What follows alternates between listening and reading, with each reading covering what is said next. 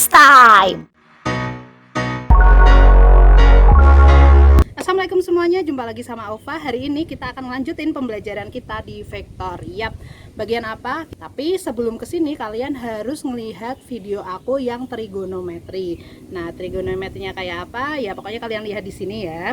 Oke, setelah itu baru kalian bisa gunain si ini karena kita butuh sin cos kayak gitu ya. So, lihat aja langsung lah ya. Kita akan lanjutin ke rumus cosinus ya. Jadi untuk rumus cosinus contohnya misalkan aku punya vektor A yang arahnya kayak gini dan vektor B arahnya kayak gini, maka berapakah resultan dan selisihnya gitu ya. Untuk resultan akan aku singkat menjadi huruf R, jadi R sama dengan A plus B itu resultannya. Dan untuk selisihnya aku sebut dengan S, yaitu A min B ya. Kalau kita mau jumlahin B plus A dan B minus A misalkan, ya silahkan tinggal dibalik aja ya nanti. So, kita akan lanjut menggunakan rumus cosinus. Basically ini sama menggunakan jajar genjang ya. Jadi bentuknya itu sama kayak metode jajar genjang pada grafis. Jadi kalau belum lihat metode jajar genjang yang grafis, ini dia ya. Gambar dulu A-nya, kemudian B-nya ada ketemu pangkal ya. Pangkal ketemu pangkal itu adalah vektor B. Sehingga kita gambarin kayak gini, yap, itu adalah resultannya ya. Sehingga untuk nilainya bisa kita tulis R sama dengan A kuadrat plus B kuadrat plus 2AB cos theta ya. Lihat ini hanya nilainya aja, oke. Kita keep dulu. Sekarang kalau vektor butuh nilai dan arah. Nah, arahnya bagaimana? Sehingga aku butuh sudut tambahan ya. Di sini aku gambarin dulu. Ada alfa ya. Sudut antara R dan B, kemudian ada beta yaitu sudut antara R dan A. Oke. Kalian boleh bolak-balik aja, ini cuma istilah doang, aku gambar terserah aku gitu ya. Nah, untuk arahnya kita menggunakan aturan kosinus, sinus ya, sinus. Berarti ini adalah R per sin theta. Jadi kalau R itu kan keseluruhan, sinnya sin theta. Kemudian A sin sebaliknya ya, jadi seberangnya yang jauh itu adalah alfa, sama B per sin yang jauhnya adalah beta, begitu ya. Oke, cara penggunaannya nanti akan ada di contoh soal. Kita lanjut ke selisihnya dulu, sehingga kita gambarin sama ya. Kalau selisih berarti gambarin dulu si A-nya, kemudian B-nya adalah minus ya, maka arahnya ke sana. Perhatikan jajar genjang berikut gitu ya, maka selisihnya ada di situ. Nah, sudutnya bukan lagi theta tetapi 180 min theta karena kita pakai sudut itu sudut yang diapit antara A dan B ya. Sudut yang diapit antara A dan B. Sehingga kita dapetin nilainya itu adalah A kuadrat plus B kuadrat plus 2AB cos 180 min theta. Nah, kalau kalian udah nonton video yang trigonometri, 180 min theta adalah aturan di kuadran 2 ya. Cos di kuadran 2 itu negatif sehingga menghasilkan jadi min cos theta. Oke. Nah, kemudian di sini minus pindah ya, minnya pindah aja gitulah ya pokoknya. Sehingga kita dapat selisihnya itu A kuadrat plus B kuadrat min 2AB cos theta. Bedanya ada di plus min aja ya sama si resultan tadi.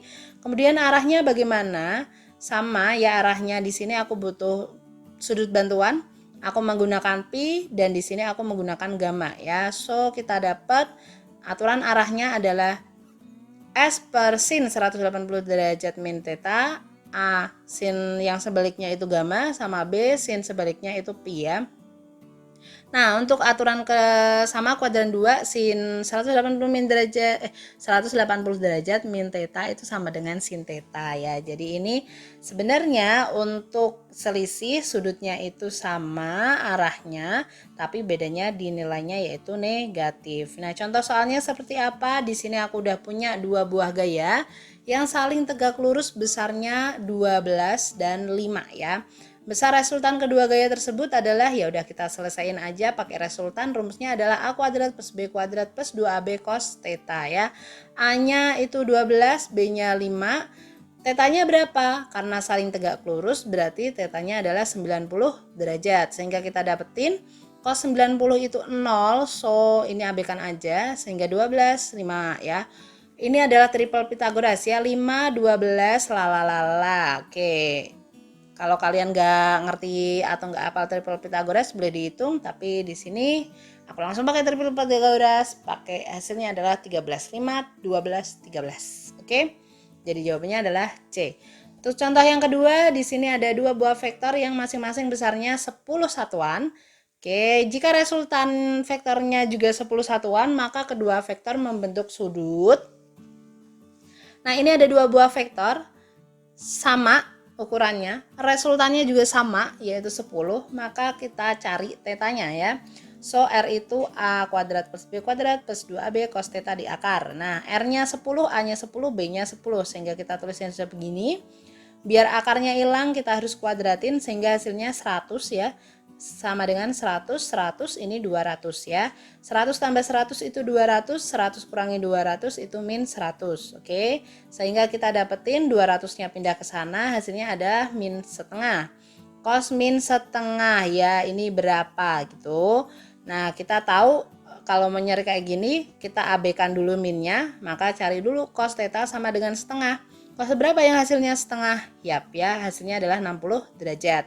Oke, 60 derajat, so kita keep dulu karena ini negatif, berarti negatif itu ada di mana?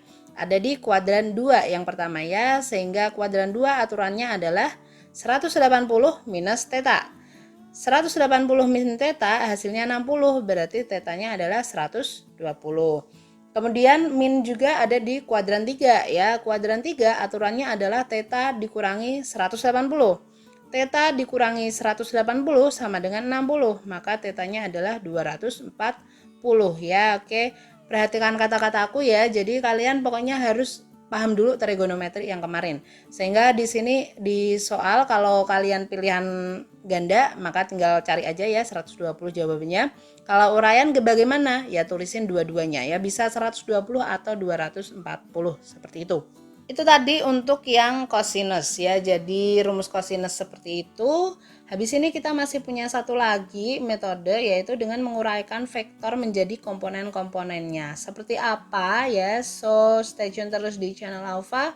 Jangan lupa subscribe, like, and comment. See you next time. Assalamualaikum. Don't forget to look ya yang trigonometry untuk fisika.